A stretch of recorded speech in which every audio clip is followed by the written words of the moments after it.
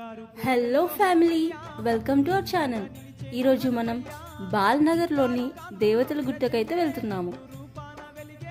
ఈ టెంపుల్ హైదరాబాద్ నుండి 20 కిలోమీటర్స్ దూరంలో ఉంది. దీన్ని దేవతల గుట్ట అని ఎందుకంటారు, ఇక్కడ ఏ దేవాలయాలు ఉన్నాయో పైకి వెళ్ళి తెలుసుకుందాం. ఈ గుట్టపైకి వెహికల్స్తో కూడా వెళ్ళొచ్చు, కానీ మధ్యలో వెళ్ళేసరికి రూట్ మాత్రం అస్సలు బాగోలేదు. మీరైతే జాగ్రత్తగా వెళ్ళండి. ఇక్కడ హనుమంతుడు స్వయంభుగా వెలిశారు. పూర్వం వేల సంవత్సరాల కాలం నుండి ఈ గుట్టపై అనేక దేవాలయాలు ప్రకృతి సిద్ధంగా ఏర్పడ్డాయి. ఈ గుట్ట యాదగిరి గుట్ట కంటే ఎత్తైనది, ఎందుకంటే సముద్ర మట్టానికి 600 మీటర్ల ఎత్తునే ఉంది కాబట్టి.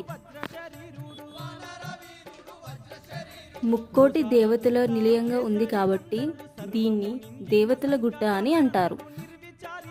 ఇక్కడ ప్రత్యేకంగా టెంపుల్ లాంటివి ఏమీ లేవు. ఈ కొండ గుహల్లోనే స్వయంభుగా విష్ణు శ్రీమద్ భాగవతో మహాపురుషస్సః దుబ్రాదేశీషే ద్వారా కల్మే వైవస్త్ర మంత్రే అష్టాంబే సప్తమే కల్యుగే కల్పథం పాదే జమ్మూ ద్వీపే భారతఖండే భారతవర్షే ఆర్యాగ్రో దక్షిణ దిగ్భాగే శ్రీశైలం ఉత్తర ప్రదేశ్ ఈశాన్య కృష్ణా కావేరి మధ్య బాలాపూర్ దేవతాలు. చూడండి, ఇక్కడ ఎటు చూసినా మొత్తం బండరాళ్లతో కవర్ అయిపోయి ఉంది. ఈ గుట్టకి అన్ని దిక్కుల దేవాలయాలు ఉన్నాయి. గుట్టకి తూర్పు దిక్కున అమ్మవారి దేవాలయం, పడమరన పెద్దమ్మ తల్లి దేవాలయం, గుట్ట పైభాగంలో గంగమ్మ తల్లి ఇంకా శివాలయం ఉంది. ఈ దేవాలయాల సమూహానికి క్షేత్రపాలకుడిగా స్వయంభూ శ్రీ హనుమాన్ కొలువై ఉన్నారు. 1677 మార్చ్ నెలలో ఛత్రపతి శివాజీ మహారాజ్ శ్రీశైల మల్లన్నను దర్శించుకున్నటకు భాగ్యనగర్ మీదుగా వెళ్తూ దేవతల గుట్టల దేవాలయాలను సందర్శించినట్టుగా చరిత్ర ఆధారంగా చెప్తారు. దేవాన దేవతలు ఈ గుట్టపై తాండవమాడినట్లు చరిత్ర ఆధారంగా మనకి తెలుస్తోంది. రాత్రుళ్ళు గుట్టపై ఒక రకమైన అందెల శబ్దం వినిపిస్తుందని చెప్తారు. ఈ గుట్ట కింద ఉన్నదే గంగమ్మ తల్లి దేవాలయం. ఇక్కడ ఉన్న వాటర్ స్వీట్గా ఉండేవి అంట ఒకప్పుడు, కానీ ఇప్పుడు చెత్త చెదారం వేసి పాడు చేశారు. అండ్ ఈ వాటర్ ఎక్కడి నుండి వస్తాయి కూడా తెలియదు. ఇంకా ఎలాంటి సీజన్ అయినా ఇక్కడ వాటర్ అనేవి ఇంకిపోవంట.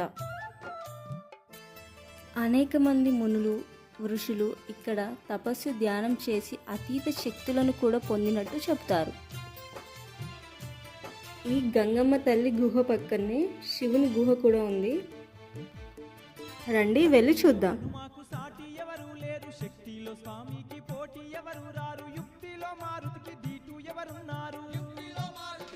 చూశారు కదండి, ఇదే శివుని గుహ. మనకి ఇక్కడ నుండి చూస్తే శివ ఎక్కడున్నారో కనిపించట్లేదు, కానీ ఎగ్జాక్ట్ ఈ రాయి కిందే శివుని విగ్రహం అనేది ఉంది. ఇక్కడే ఈ గుహలోనే శివుడు స్వయంగా తపస్సు చేశారు అని చెప్తారు.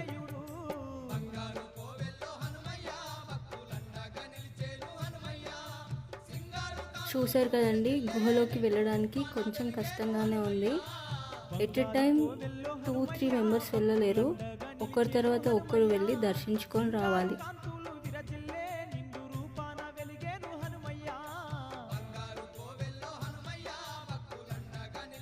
ఇక్కడే మనకి కొత్తగా ఒక పెద్ద హనుమాన్ స్టాచ్యూ అయితే కడుతున్నారు.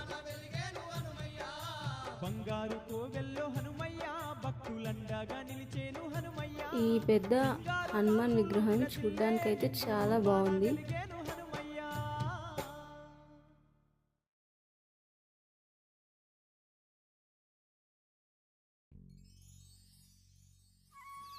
ఈ గుట్టపై నుండి చూస్తే వ్యూ మాత్రం చాలా బాగుంది. సిటీ మొత్తం కనిపిస్తుంది.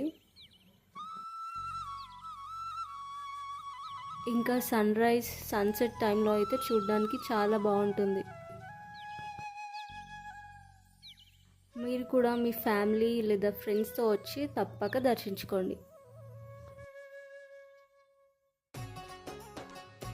ఇలాంటి మరిన్ని ఇంట్రెస్టింగ్ వీడియోస్ కోసం please do like, share and subscribe to our channel.